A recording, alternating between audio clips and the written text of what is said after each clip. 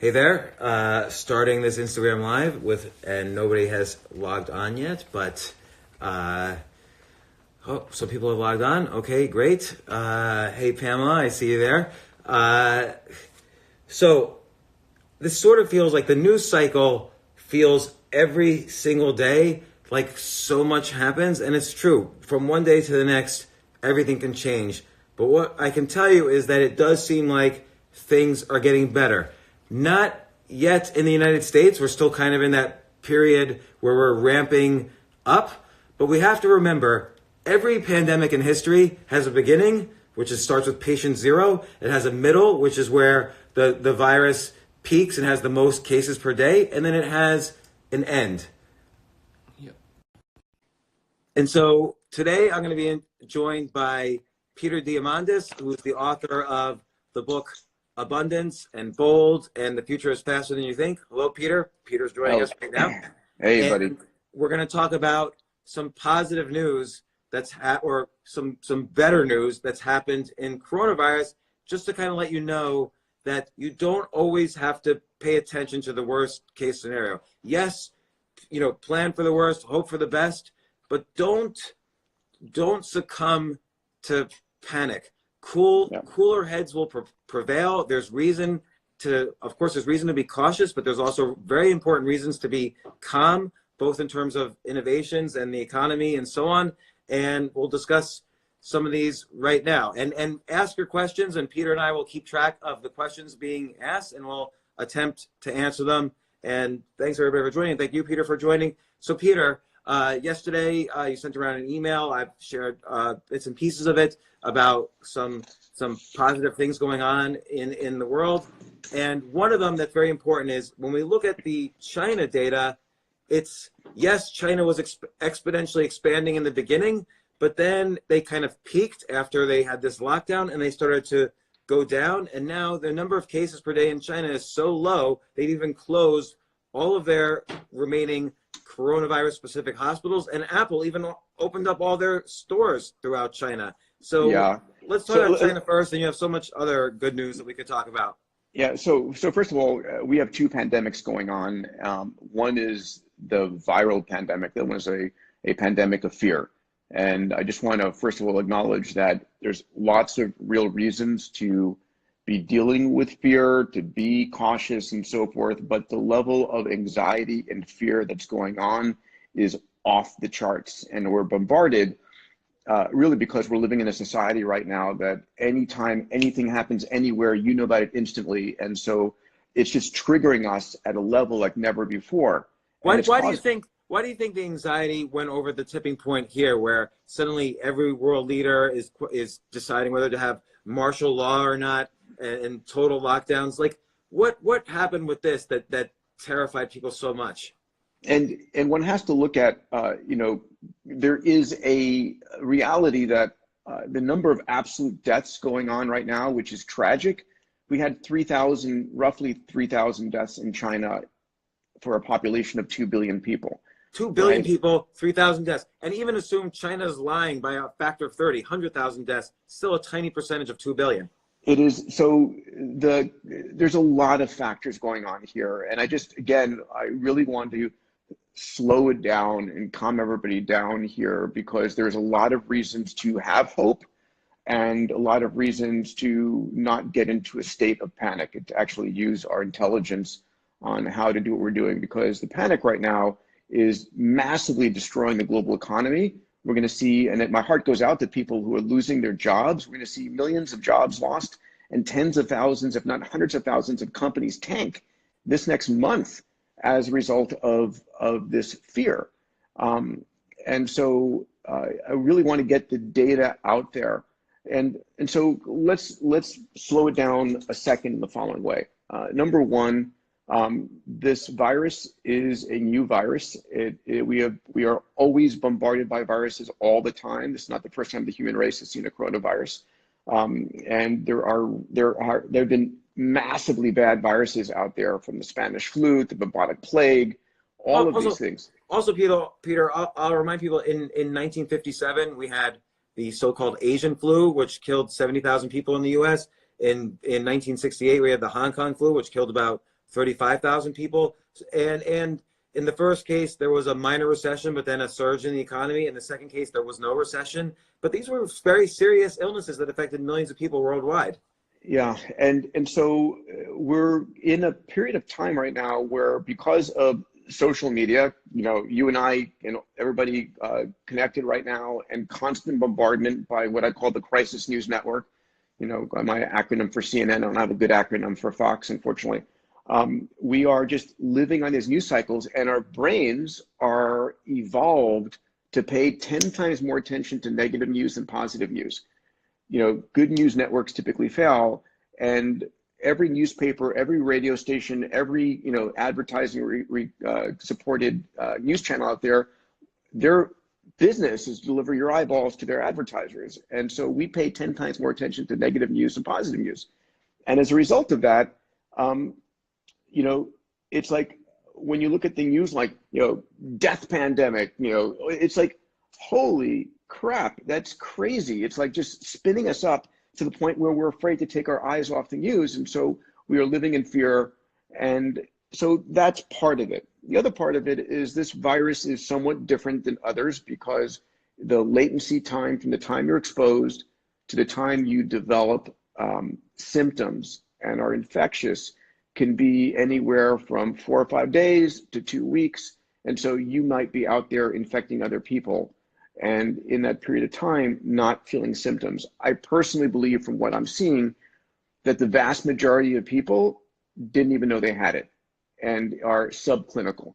And Peter, let me ask just, and there's no way to know the answer to this, but your gut, like I've seen anywhere from, of the people who get the virus, up to between 50 and 90% remain asymptomatic and just recover without ever knowing they have the virus. So Yes. if it's 90% that remain asymptomatic the entire time, then the fatality rate that's being reported in the news, let's even say it's 1%. I think the latest is like 1.4%. It goes down by 10. So it kind of goes to like flu-like levels in terms of a mortality rate. And now any death is tragic, but let's look at the numbers here. And the question is, how transmissible is this? Is one part, and then what's its mortality rate is the other. So this is very transmissible, meaning it lives in the air for a period of time, it lives on surfaces for a period of time, and it's aerosolized by a cough or a sneeze or just breathing as part of that. So that is true, and it's transmissible because you may not know you have it and you may be passing it along. So that is for sure. The mortality rate is one thing that we don't actually truly know because we don't actually know how people are infected. So the mortality rate, people talk about 2%, 5%, 10% mortality rate, meaning, oh my God, I've got a 1 in 10 chance of getting it, dying, can scare the shit out of people. I got it. But what we do know is we absolutely know the numerator, going back to your high school math, the number of people who died, that's very concretely knowable. But we don't know the denominator. We don't know the actual number of people who have been exposed because we don't have testing right now. We don't have. Oh, go ahead. Yeah, and so it could be that, when you look at some of the websites out there, and there's some great websites for data, there's the numbers right now as of this morning. It says 230,000 cases worldwide that are known of, right? Right, and usually those cases are people who had symptoms, so they went to the hospital and they got a test. People who don't have symptoms aren't going out to the hospital to get tested right now. And the tests don't exist yet. I mean, they're not distributed, right? If you wanted to go get a test right now, the chances of you being able to get it is really difficult. You can't get it in the US unless you're 60, you have a fever for 4 days in a row. Like, there's all these criteria to getting tested. So again, to your point, okay, go ahead. Yeah, so there's 9,390 deaths worldwide. Again, loss of life is tragic, but compare that to the millions of people die from the flu. It's not up there. And so we are going to find out as testing becomes ubiquitous out there. So we're going to find out really what is the mortality rate of this. Most people are going to be fine. That is the case. Most people are going to be fine, but it might be that the vast majority of people are going to be fine, right? So mortality rate for for the seasonal flu is 0.1%. It kills a lot of people who are, and that's still very large numbers, right? Tens of thousands of people die. But here's an example of something going on. Do you still have me there? Yeah. Okay. You froze. So this is very cool. One of the companies I'm on the board of, James, is a company called United Biomedical, and they have a company division called C19. And the company is based out of Telluride. And they have developed, their parent company has been in China and Taiwan. And they're the largest provider of vaccines on the planet, and it's for animals. They vaccinate 5 billion pigs. They also have developed test kits for SARS and all. They do immunity. They draw blood and they look, have you develop antibodies against a particular virus? And though that blood test, first of all, is it's like as close to 100% specific and sensitive as you can get, meaning blood doesn't lie in this regard. Meaning they draw blood and they can see the coronavirus molecules, or no, they don't see it's not for testing the coronavirus. It's testing, did your immune system see the coronavirus? Okay. And did your immune system end up developing a immunity to it, right? And so within 10 days after exposure, unless you're immunosuppressed, your immune system will start to develop antibodies to fight it, push it back, and give you immunity. With me? Yeah. And so there's been some question whether, and this is where the panic comes from, because there's been lots of kind of stupid speculation in the media that there is no immunity to this. Bullshit. It's just been ridiculous. Like, people leave the hospital and then they supposedly get it again. No one asked the basic question: did they still have it when they were released from the hospital? Yeah. So let me give you a piece of interesting. So this company, C19, again, it's part of United Biomedical, which I'm on the board of this company, has gone to the county again, their county. It's Telluride. It's San Miguel County in Colorado. It's about 7,000 people, and they're doing a large-scale experiment. They're going to draw blood from every member of the county, and they're going to actually test the immunity of all 7,000 people there. And they're going to do that over the course of the next few days. It started this morning as an experiment. I was on the phone last night with Dr. Oz at midnight, talking to him about for potentially for covering the story. And we're going to find out actually who's been exposed and who was subclinical. And for the first time, we're going to get some real numbers from the population. And their goal is, so at the end of the day, we're going to get to a point over the next few weeks to months where everybody is being tested or has been tested. And if you had it and you're now immune, you're part of the herd immunity. You want to be out there, keeping the economy going, and you want to be, you're non-infectious and you're immune, and the world should want you out and about. If you haven't been exposed, and then you probably want to remain in isolation until this pandemic dies off, which every viral infection dies off, right? We get this. Go ahead. So Peter, let me ask you this. Like, we know so I love the idea of testing for immunity, and then if you're immune, you're free to go. But I also wonder, we know that the mortality rate is skewed towards the elderly, which is, again, tragic. But if you're a young person, let's say in your 20s, and you're working at a job and you're, like most people in their 20s, you're barely making ends meet, you know that the mortality rate might even be less than the flu. People don't isolate themselves during flu season. They go to work. Like, why can't policy sort of adjust towards the actual data that we know about? Yeah, well, right now we're trying to put the difference, I think, is this appears to be much more contagious than the flu itself, right? We don't know that, and people are asymptomatic and are passing it on while you have more symptoms from the flu. So I think all of this is going to be figured out. Epidemiologists around the world are are sleepless and in overdrive, but we're also trying to slow this thing down. I think at the end of the day, I think we're going to find out the mortality rate is not as high. The flu does have, by the way, a good amount of herd immunity out there already. And the flu, we have a vaccine for the flu. So it's a little bit different than this. There is no vaccine yet. There is no herd immunity yet. So we're trying to eventually, this COVID-19, this coronavirus 2, is going to become part of the normal viral milieu. So in the future, this may be something that is just part of what you could catch along with the other flu viruses out there. But we'll have vaccines in place. I hope there are a lot of good things that will come out of this. Number one, people will realize, yes, I need to get myself and my family vaccinated. This bullshit about, oh, vaccines cause this. Oh my God, people who are not getting vaccinated, are doing disservice to their fellow man. We need to be vaccinating every single man, woman, and child. That is something that's critically important.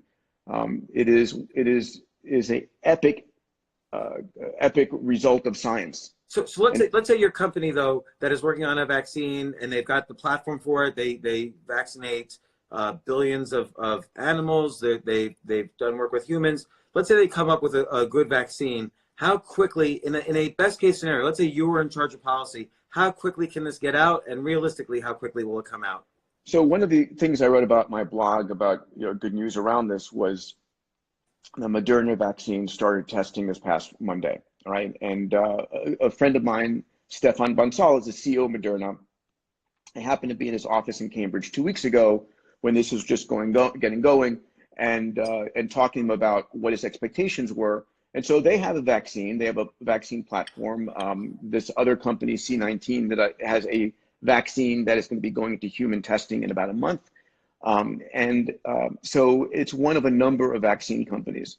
The challenge is that our current approval process is very slow. So it's, for Moderna's vaccine, the estimate was they wouldn't see this approved for distribution until fall of 2021. So we're talking about, 16 months from now, because it has to go through it. But I always ask, if they're confident it's working in whatever ways, if I'm on life support or I'm on a ventilator and I say, give this to me, or if I'm in my 80s and the coronavirus season looks like it's starting again, if it becomes a seasonal thing, and I'm in my 80s and I decide, look, I want to take my chances, this seems to work. Do you think there'll be any way that some countries will fast track this enough that you could get the vaccine? Unfortunately, I don't know if that's happened in the United States, but one of the things that's a benefit of this situation is this is a global pandemic, meaning that every country in the world is facing or will be facing this. And so I think there are a number of countries out there that will fast track vaccines faster than we do. Maybe it's in Israel, maybe it's in the Middle East, maybe it's in China, but the good news there is that we're going to see a situation that that these experiments, all of these experiments, like what drugs work, what vaccines might work, what therapies work, and let's differentiate the 3 phases here, right? So phase 1 is testing. Do I have it? Don't I? Phase 2 is vaccination to prevent you from getting it. And if you have it, the third phase, and you have it bad, you have a respiratory, acute respiratory syndrome. What are the therapies? How do you solve it? How do you deal with it? Because that's important. The third, so we have to separate those things. Testing is going on. There are 2 types of tests. There's a PRC test, which is a nasal swab. You're basically sticking, a swab deep into your nose, and most people do it wrong. It was a friend of mine, funny, was saying, a lot of people swab the outside of the nose, and it's not the inside. It's going really deep up into the upper nasal cavities and looking for a virus there. And the PCR test is looking for the RNA of the virus. And are you getting the genetic material of the virus? Is the virus present in you? And it's hard, and it's the specificity and sensitivity is not. You have a lot of false negatives and false positives in that regard. The second type of test is a blood test, which is, did you develop an antibody? In other words, were you exposed, and did your immune system see this virus and develop an antibody. So those are the two types of tests right now. Both are being developed. The PCR is one that's being scaled right now. The blood antibody test that United Biomedical and C19 are producing is about to become scaled up. We're just financing that company right now to scale up. The second part is vaccines, and we're basically seeing multiple vaccines around the world, out of Israel, out of China, out of the US. And those vaccines, the problem is going to be regulatory approval of those vaccines. So I think coming out of this, we need a much more agile, a much more limber regulatory approval process that allows things that people say, listen, it's my life. I'm willing to take the risk. I understand it. I call it an accredited patient program. Like, my family understands the risk. My doctor understands the risk. I want to take the risk. So that's in terms of the vaccines. And hopefully we'll see something before flu season hits again, which is the end of 2020, right? November, December. We'll see. If it's not. And but what this suggests too is that in order to keep track of the pace of technical innovation, we need to have policy innovation side by side. And I wonder if that's something that could develop among the community rather than relying on the government to figure this out, because obviously there are solutions that could occur outside of the halls of Congress or Parliament or wherever you are. I want to ask you some of the questions that people have been asking. Can I? Yeah. We're, by the way, we're tracking all your questions, recording on a Google Doc, so we're not losing the questions that are being proposed. We'll go to those. Let me hit the third part, which is the therapeutics. So if you got it and you're sick and you're in ICU, what do you do? And so people, one of the things that's important to realize is that we're not just like it was 100 years ago with like, you're screwed. I mean, it's like, oh my God, we have millions of scientists around the world working on this and every possible approach being tried. And so we're seeing hospitals experimenting with existing drugs where the drug exists. There is a manufacturing process, a supply chain for that drug. You're not coming up something from new that you have to scale up the manufacturing capability for. So we're testing drugs like antimalarial drugs and HIV drugs and other antiviral drugs. And there's a slew, I would guess there's got to be thousands of experiments going on of all these drugs in different combinations. And people are then using science. I'm wearing my t-shirt here. This is, moment of science. Let's have a moment of science instead of silence. That great line from The Martian, right? I'm going to science the shit out of this. That's what's going on right now around the world in a unified effort. We haven't had a unified enemy on this planet in a long time that everyone's agreed to, right? A lot of people say the environmental destruction's been unified, but not every country agrees to that. This one, everybody agrees to. So we're going to be publishing this data at I went to medical school back, guys, a few decades ago. And my Harvard Medical School graduating class is on this thread where I'm getting information all the time about, what's being tried, whatever. And I'm trying to keep on top of that.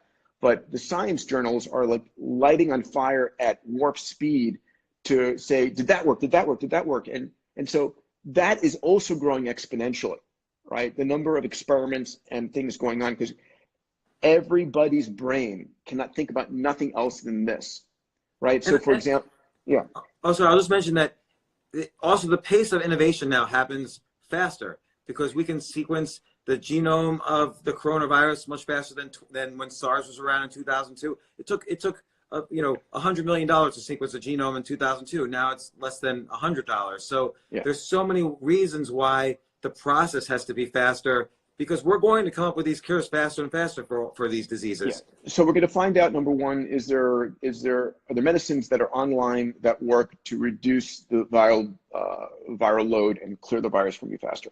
Second thing that's going on is there is a series of how do you boost your immunity? So one of the important things is that maintaining your immunity is really important. Your immune system,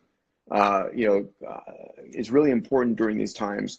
So one of the things that's going on out of another company, I'm proud to be co-founder with an amazing CEO, Dr. Bob Haruri. The company's called Clarity. Basically,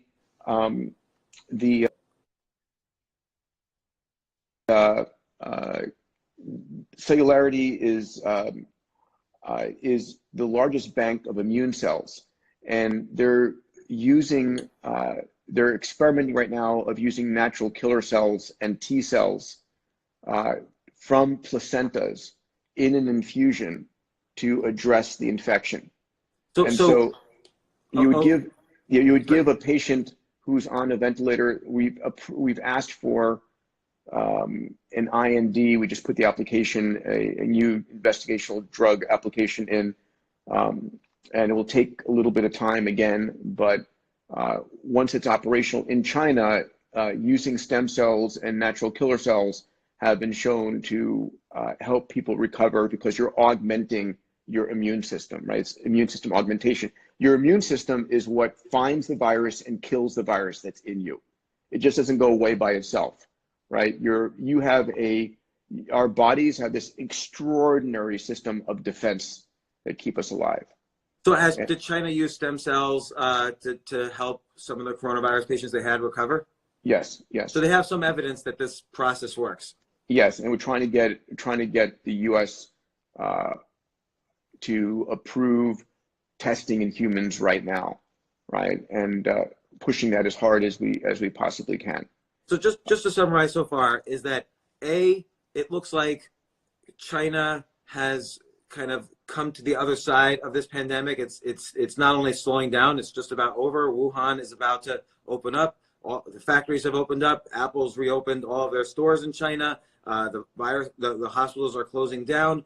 And it was about a 3 to 4 month period, and that was the same true for South Korea. We're a couple of months behind, but it suggests if the virus started here on March 1st, it might peak around April 15th and die down by the end of May, early June, hypothetically. Hypothetically, and I hope are we going to do the proper isolation? Are we going to allow the immunity to develop and the herd immunity to develop and cut the rate of transmission?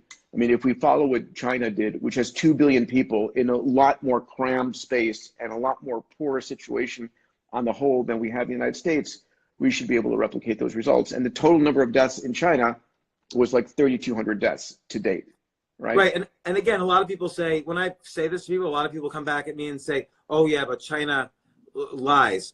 Okay, let's assume it was 100,000, 200,000. Multiply it by whatever you want. It's still a tiny percentage of 2 billion. And in fact, one of the first questions on our document here that people are asking is, are there any signs of this slowing down in China? And it shows me, just the asking of that question shows me that people are ignoring the good news. Yeah, so the answer is yes, definitively. There was a whole slew of new emergency hospitals that were built, literally, China has the ability to mobilize and start instantly. And they built a series of emergency hospitals, and they're shutting those down because a number of new coronavirus cases have fallen off dramatically. So if you look, I'll sort of visually show this. You see this exponential rise, and it's the doubling of small numbers, and we're in that period of time. But every exponential eventually falls off. So you get an S curve. You go up, you're exponential, and it dies off.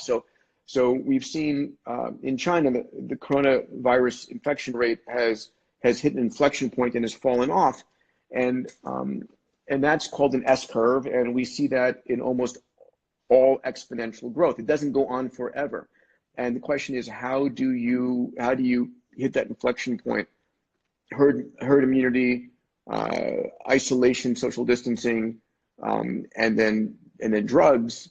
And also, Peter, just the natural lifespan of the pandemic. It can't. If you look at SARS, MERS, a lot of these pandemics lasted for 3 months. Now they had a second wave later, but the main bulk of the epidemic was in that 3 month period.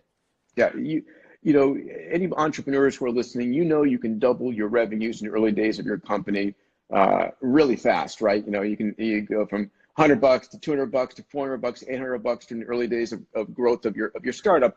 But when you're a mature company, continuing doubling your revenue, it doesn't happen. It gets harder and harder. So when no one in New York or LA has seen this virus before, and no one knows what it's about or that they have it, doubling small numbers is really, really easy. So, oh, go ahead. Yeah, I was gonna say, one of the things that I really want to hit on here is, again, that if you're glued to the TV, watching the negative news all the time, that is going to affect your mindset and affect your immunity, because if you're stressed out to hell, your cortisol levels go up and your immunity goes down, which is not what you want to do.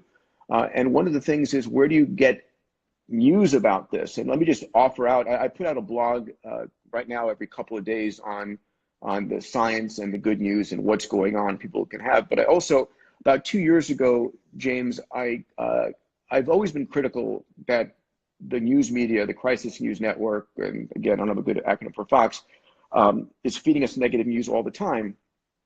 And I'm sitting here consuming what some producer or reading what some editor thinks, and it's 10-to-1 negative stories to positive stories. 10-to-1. Pick up the newspaper and look at it. It's probably 20-to-1 these days. And that's challenging, because your mindset is your most important asset during this time. Having a positive mindset, as positive as you can, really fundamentally critical. So about 2 years ago, I started on a project called Future Loop, in which, with a very talented machine learning expert, Morgan McDermott, built a machine learning engine that basically crawls the global news every day, millions of articles, science journals, social media, searching across the board for news that is future forward, has a positive sentiment, and is around converging exponential technologies, like where on the topic, the convergence of AI, robotics, and VR, or whatever the case might be. And so it was allowing me to be able to understand where any topic, any industry was going, and understand the science and the engineering and the progress and the great stuff in that industry. Pick whatever topic you want.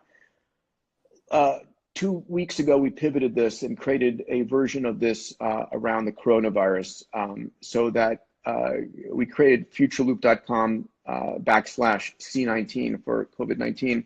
And so every day it scans the world's news and it looks for what are the breakthroughs going on? What are the inventions, the breakthroughs? How are AI and data science being used to solve it?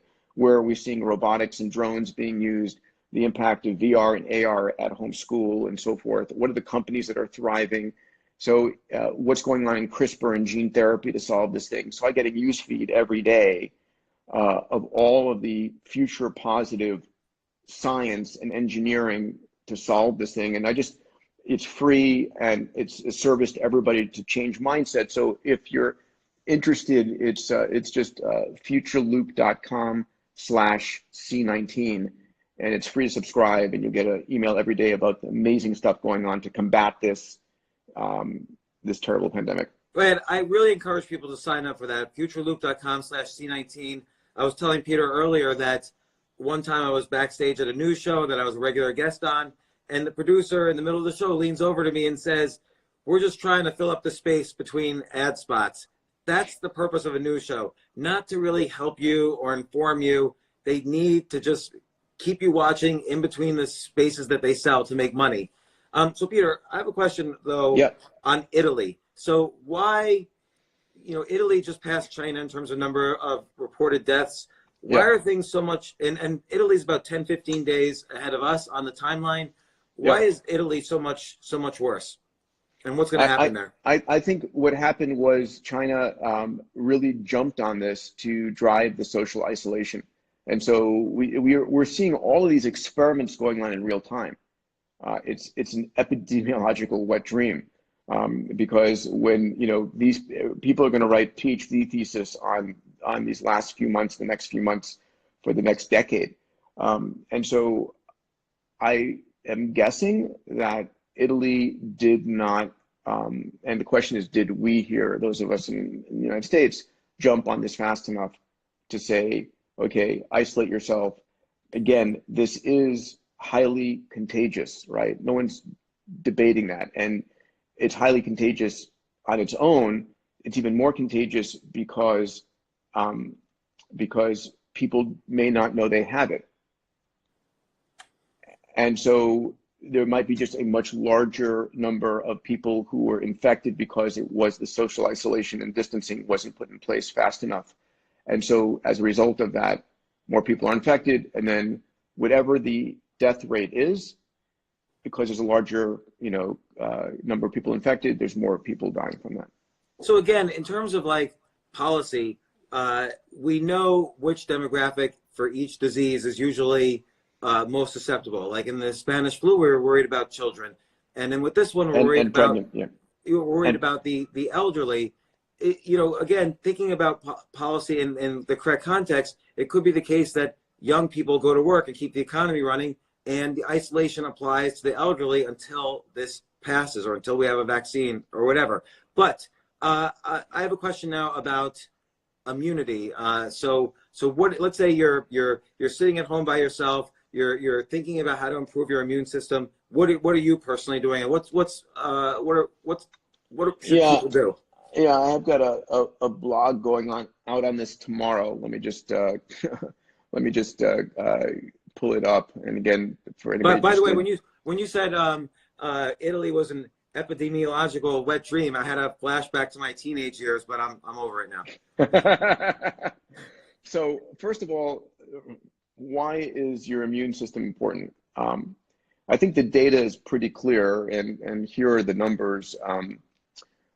That as we are age, the death rate goes up, right? So if you look at the numbers, the number of deaths when I was getting this data was extraordinarily low for anyone under age of, it was like 0 for people under age 19, right? And then it crept up slowly as you got older and older, and then was significant in your 70s and 80s and 90s. And so the question is, what's the difference between young people and older people? It's their immune system. Our immune system is less capable and fighting a whole slew of things that we've been collecting over our years. And so we know that your immune system is critically important. So how do you augment your immune system? And there are a number of ways. So here are actually the numbers as of about 5 days ago. 0 deaths reported. This is the data out of Italy as of a week ago. It may have changed since then, but age 0 to 29, 0 deaths. 30 to 49, 0.1%. 50 to 59, 0.6. And this is even in a country with more smokers than the U.S. percentage-wise. Yes, and then 70 to 79, about 10%, and then 80 to 89, about 16%, right? So it goes from 0, 0, 0, 0.1, 0.1, 0.1, and then it starts escalating after age really 60. And again, I think that's a lot of the evidence that your immune system really matters. So how do you maintain, how do you naturally support your immune system? So first of all, I mentioned earlier this company, Cellularity, that is, their business is they take placentas. They're the largest bank of placentas in the world. And the placenta is a 3D printer, if you would, that manufactures the baby.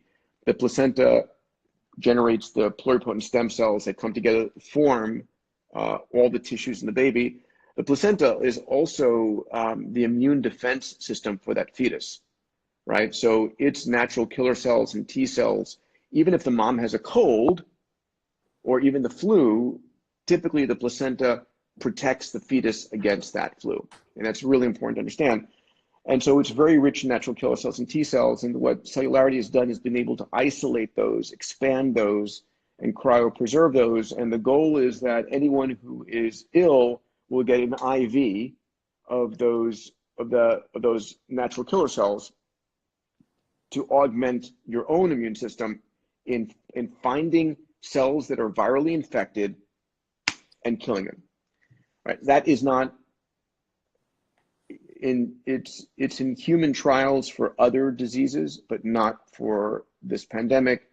I hope and pray the FDA will give us permission this week or next week to start a limited trial. And if it does, then we'll get some data. So what do you do otherwise? So here are here they are. Number one, reduce your stress levels. There's nothing worse than reducing your immunity than being stressed the hell out, right? And so shut off the TV, you know. Well, except for I watch sitcoms. Okay. Those I enjoy. All right. Enjoy some good movies. Shut off the news. Shut off the news, though. Yeah, The news I'm is sorry. I'm useless. sorry. Shut off. That's what I meant. Shut off the news. Take a break from news. I mean, if there's something that you need to know, you could look at Google News alerts. You could look at, you know, futureloop.com. And so that's the first thing. Reduce your stress levels. If you're arguing with your husband or wife or boyfriend or girlfriend, call a truce. Second thing, exercise. Exercise is critically important. It boosts and mobilizes your T cells. Doesn't be a lot. You can, like, you know, I use an app called 7-Minute Workout from Johnson & Johnson. It's free on your phone. It's a high aerobic 7-minute intense workout that mobilizes your immune system. Do that every day for 7 minutes. Second thing is sleep. Sleep is probably the most important thing you could do. If you can't get 7 or 8 hours, try anyway. You know, if you're not at work, no excuse. Reduce your coffee intake, put on eye shades, you know, Peter, and get. A lot of people have so much anxiety now. This is such a new and uncertain thing. People are going crazy all over the world with the isolation and with the uncertainty of this. If they can't sleep, is there any kind of, is it like melatonin or what can they take to help sleep? Yeah, melatonin. I mean, I don't know if Ambien reduces your immune system benefits of sleep. I don't, and I'm not a practicing doctor, so I can't. But you know, melatonin for sure. Put a boring book on tape on and listen to that. But sleep. You listen is to super either important. mine or Peter's books. Yeah, you know, I have my Aura ring that I use to measure my sleep, and I'm tracking how much deep sleep, you know, you want. I think my abundance code for the Aura ring still works for $100 off. Just use the code abundance. Reduce alcohol. You know, half a glass of wine's fine, but don't be kicking back, you know, a bottle of scotch. Alcohol kills your immune system. And then multivitamins, right? Zinc is really important. Oregano oil. Again, this is just stuff from my blog. Your diet. Yeah. What about NAD plus booster? So David Sinclair talks about this for longevity, yeah. and because it helps the immune system, will it help? So I take NMN. As do I, by the way. Yeah, nicotinamide mononucleotide. It's a precursor to NAD. There are NAD supplements you can get by patch and by oral swishing in your oral cavity and so forth. But yes, NMN as well. But and then there's something called colostrum. It's the first milk. So when your baby is weaning, the early milk coming out of the female breast of any species has large amounts of protective antibodies in it. And so there's something called colostrum, which is the first milk of a nursing animal. And so you can take that in pill form. There's herbs, there's, you know, echinacea, elderberry, and so forth. Vitamin D levels are important. Getting some sun, if you can, is really important. And for God's sakes, if you smoke, this is like the best time in the world to stop smoking. This virus kills your lungs. It will impact smokers or vapors. Do not smoke, do not vape. Cut that out right now. Whatever you have to do, like, you know, go take your smokes right now and flush them down the toilet, and then be worried if you go out to buy more that you'll get infected. I mean, just anyway, that's, you know, what can you do to give yourself the right incentive? So getting your immune system. Let's go to some of the questions if you did.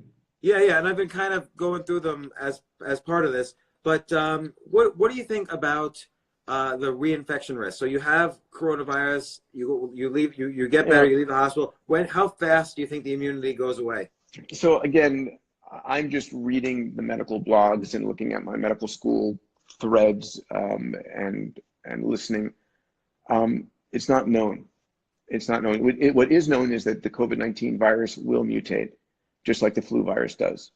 And some of the platforms being developed, again, like this United Biomedical company called C19, is developing a platform that will be able to rapidly create new versions of the vaccine. So if you have one vaccine and it mutates, a few weeks later, you can create another version of it, and you'll have a mixed vaccine. You'll be vaccinated for a multitude of different versions of it. And I think one of the most important things is we're alive during the most extraordinary time ever in human history, right? We, rather than the, even during the SARS epidemic, or, definitely during the Spanish flu, and most definitely compared to the bubonic plague, we now have the ability to rapidly do stuff about this. We have AI that is in data science, and we have even, eventually, not yet, we'll have quantum computers that can model these viruses a lot better, that are going to be applied to this. So, so we have the ability to science the hell out of this very rapidly on a global front. And so do I believe we're going to lick this? 100%. And it's going to change society in that we're going to become a lot more aware. I think of this, I don't want to be insulting to anybody, but I think of this as a practice pandemic. Meaning it's like, okay, Bill Gates had a great TED Talk about this 4 years ago. David Sinclair has been talking about this about 6 months ago, before this insanity started. I had set the target for X Prize Foundation this year that I run as the theme for this year was addressing humanity's existential threats, because we're not spending enough time addressing our existential threats, the stuff that can kill us, right? So we should have been much more attentive to the pandemics. It was I've said this publicly over and over, my number one fear has been pandemics. My number two fear is an asteroid strike, right? We are still sitting, an asteroid strike will make us look like we're having a picnic today. We still have asteroids that whiz by the planet within the orbit of the moon. And, it doesn't have to be very large to cause a lot of damage and not a global recession, but a global depression. So this is all stuff that we can protect against. We just need to stop this ridiculous, bullshit in DC and national capitals, and focus the intelligence and capital we have on let's be a little protective here. Let's protect what we built over millennia as a human species. So given that, it's probably still a few weeks, but again, some people don't understand that pandemics end. So I want to be clear, every pandemic ultimately comes to an end. People are saying we're going to be in quarantine for years, maybe. That's ridiculous. But let's say it takes a few weeks before we reach that peak and we start to get data that cases are declining in the US. What happens between now and then? Do you think it gets worse in terms of the restrictions and the regulations and people's uncertainty? So what will get worse is the medical care system is going to soon be massively overloaded in the United States, like it was in Italy and other parts of the world. So that's not an if, it's a when. And hopefully, I'm surprised we haven't taken much more aggressive actions in the United States to lock down cities and lock down, people going out right now, which is still sort of optional, and people are still going out. I mean, it's like, I think it's your social responsibility to get vaccinated, first of all. Anyone watching who thinks vaccines cause this, that, or the other thing, and parents who don't vaccinate their kids are doing a national disservice and a global disservice. Vaccinate yourself, vaccinate your kids, vaccinate for the flu every year. Stop with this bullshit of vaccines causing, cognitive disease and so forth. That's not true. Vaccines are one of the most the epic achievement of science. We should all be vaccinating ourselves, our kids, period. End of statement. You agree with me, right? 100%, 150%. Yeah, okay. So second thing is, hopefully what's going to come out of this pandemic is we're going to get to 100% vaccination rate for the annual flu and for any coronavirus flus that come after this. And we'll just become routine. Everybody gets vaccinated, period. End of story. The second thing is that hopefully what comes out of this is we're going to start funding a lot more science and scientists and startups and using AI to realize that, hey, this is a serious challenge. We better be aware of it. And so I'm just looking at the questions coming in here. So what are the major moves we can make on logistics, on logistic markets globally? I think, I mean, a friend of mine heads Amazon global operations, and thank God for Amazon is keeping the world going. And so we're going to automate a lot of logistics globally, right? It's going to become fully roboticized, fully operationalized, and we're going to start, now that we have better AI for vision recognition, we'll take the humans out of this loop so that the logistics systems can operate even if we humans are not able to. So I think you're going to start to see a lot more automation going to global logistics. What can we better do to protect our financial assets? So I think part of it is going to be being in cash more. Second is making sure that you're diversified in your investments. Tony Robbins has a couple of great books, Money Mastery, The Game, and Unshakable, and he talks about really being in diversified funds out there, index funds, I would suggest, by the way, it's not just it's hard sometimes to diversify in today's global economy because all assets tend to go up or down. It used to be the case you could own Exxon and Microsoft, and that would be diversification. Now that's no longer the case, but you could certainly diversify strategies. There's things called closed-end funds that don't move aren't as volatile and pay good dividends, and they own municipal bonds. There's lots of strategies you could do, but I agree, cash is a valuable asset class to have in anticipation of this. You don't have to be always max invested. And also the other thing is, this is very important.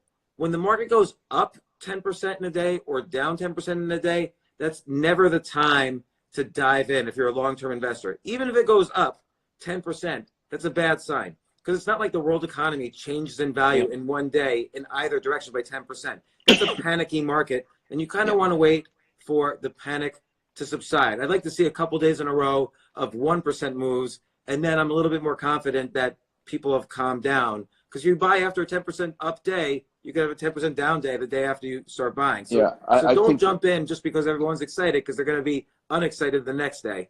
Yeah, we've seen that. Just look at the stock market ticker; it's crazy.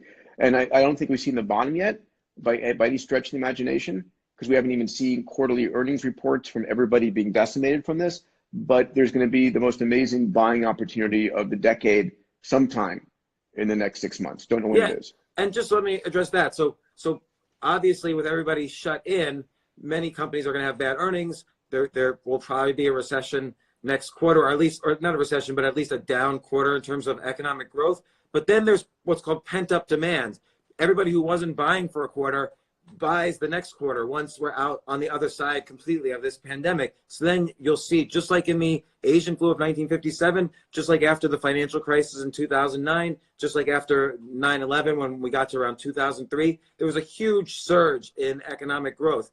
And now the government has dropped more stimulus on the economy than in any other crisis ever in history. So that's going to take 6 to 12 months to fully kick in, but you're going to see an enormous boom in the economy, assuming we get to the other side of this, within the next 6 to 12 months. I think the question is, will we reach a tipping point of hysteria before we can start seeing positive data about this crisis? What do you think? What's your opinion? I do think so. I think we're going to start to get good news, hopefully in the next month.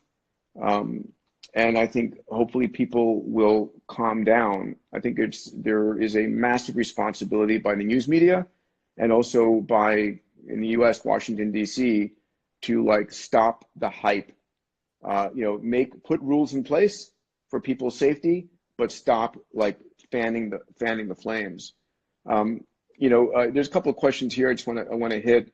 Potential lung damage to COVID-19. Yeah, I mean, that is what, we're seeing for people who have significant lung infections, because it's infecting the alveoli, we're seeing scarring and significant damage thereafter.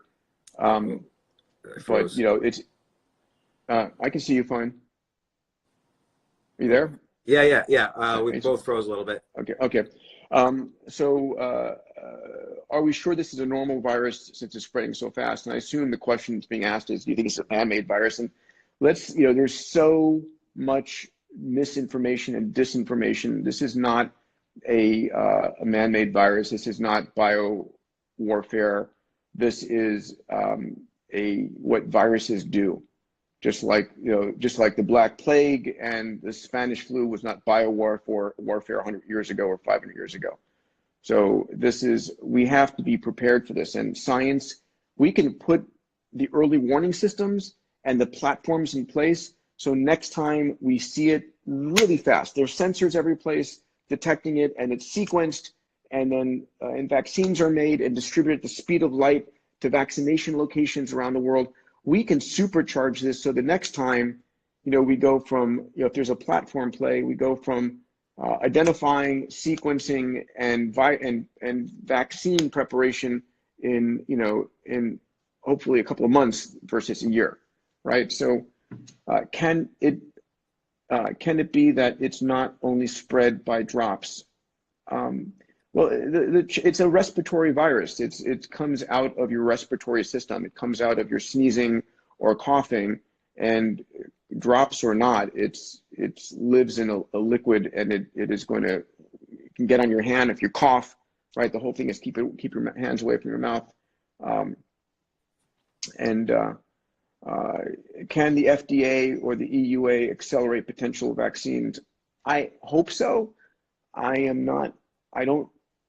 You know, it could by emergency action, and we've had some of the people that we work with talking to Trump about, listen, you need to accelerate these vaccines.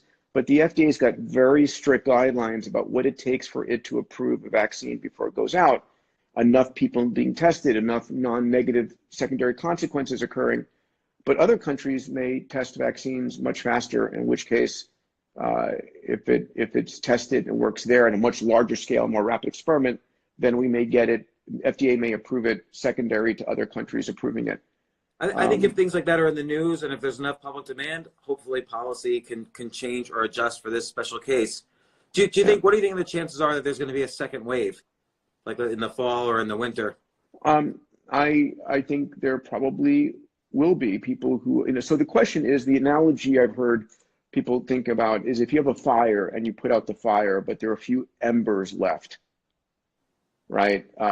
And you didn't put it out fully, can it reignite the fire? So again, this is the epidemiologist's wet dream. You know, what are the numbers? And all of this is going to come from wide scale testing. It could emerge again, and probably will during the next flu season. But before that happens, we're going to have 6 more months of science, right? And my hope is that there will be vaccines, that there will be treatment protocols that work better and faster than ever before, right? Combination drug therapies and so forth that really get it out of your system quickly. And Peter, what about the use of some of these anti-malarial drugs for both preventive and once you get symptoms, like chloroquine, for instance, that are being looked at? So there's a couple of different angles. There's antimalarial drugs, and there's HIV drugs, and there's antiviral drugs, and all of those are being tested in 1,000 different locations around the world, and they're being published. The publications are coming out every day on, we tried this, here's the results, we tried this, here are the results. And so that's the beautiful thing about our interconnected world. There are going to be massive parallel experiments by the smartest scientists on the planet going on, and I can guarantee you no one else is thinking about anything else than this right now, because it's decimating their research grants, their companies, their families, their economies. So it's like everybody's heads down on solving this, which is amazing, which is what gives me the greatest hope, right? Right. So again, to summarize what we've covered so far, because people have been joining and on an ongoing basis, there is a timeline where this ends, and we've seen it in China after 3 months. Basically, now they've closed down all their special purpose hospitals to deal with the coronavirus. They've also, Apple's opened up all their stores in China. Chinese factories have reopened. Cases have declined to almost nothing. In South Korea, cases have been declining to almost nothing. There's only been, it's all tragic, but there's only been 91 deaths. And the same